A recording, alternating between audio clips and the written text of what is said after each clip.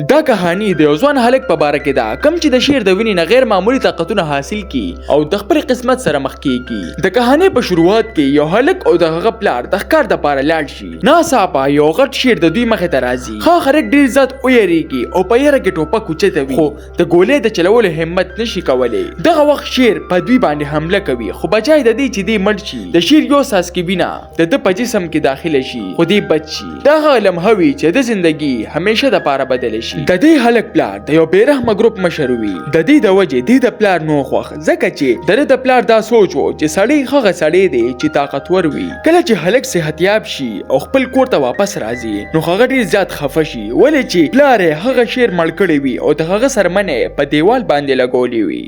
کله چې هلک ده وویني نو هغه له ډېر زیاته غوسه ورشي او د پلار نه د جدایۍ فیصله کوي. خو ډېر زر هلک ته دا پته ولګي چې دا شیر د یو څاڅکي وینې د وجې د هغه وجود کې بدلون راغلی. هغه ته دا هم پته ولګي چې هغه د نورو په نسبت تیزه منډه وهلی شي. د هغه ټوپونه هم ډېر زیات اوږد شوي وي او د هغه ځناورو سره یو خاص قسمه تعلق جوړ شوی و.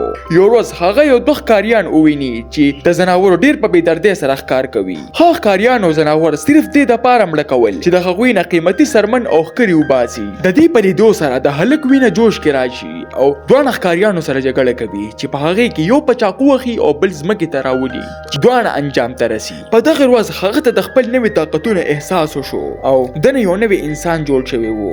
یو داسې انسان چې هغه د مظلومانو حفاظت کوي. اوس د ښار غټ ښکاریان هم د هغه په نظر کې وو. د ښکاریانو د قتل نه بعد دې جیل ته لاړ شي چې هلته کې یو څو قیدیانو د ده د تنګولو کوشش کوو چې په هغې کې دې یو څو خطرناک قیدیان وخي او هغوی زخمی کوي. او کله چې دوه د ګروپ ملګرو هغه ته چیلنج ورکو نو هغوی ته هم په اسانۍ سره شکست ورکوي. دا هر څه چې کله د هغه پلار وویني هغه هم ډېر زیات پریشانه شي. د هلک یو وړوکی رور هم و چې هغه یو نیکدله او یو معصوم انسان و.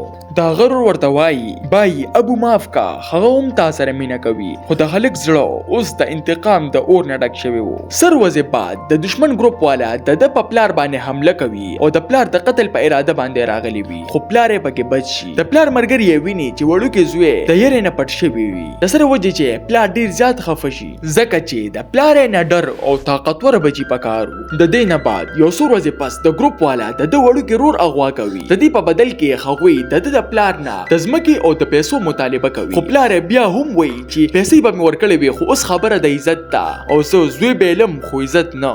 دا چې کله هلک ووري هغه ډېر زیات غوسه شي او پلار سره په جګړه شي او پلار ته وایي چې ستا د غرور د وجې خو زما ضرور دغه ځای ته ورسېدو. حقیقت هم دا و که چېرې هغوی ته پیسې نه وې میلو شوې نو هغوی د ده د ورور د مرګ اراده کړې وه. اخرکار هلک یوازې د دشمن په طرف روانېږي. د دغه ګروپ د مشر نوم ریحان وي چې یو غټ جسامت والی انسان وي. د ده جسم دومره غټ وي چې دې د وجې هغه د ګینډې په نوم یادېږي. د ګینډې خاصیت دا و که چېرې دې دا ماس لر کړي نو د وجود به بیا د اوسپنې په شان مضبوط وي او په دې به بیا د دنیا یو وسلې هم اثر نشو کولی.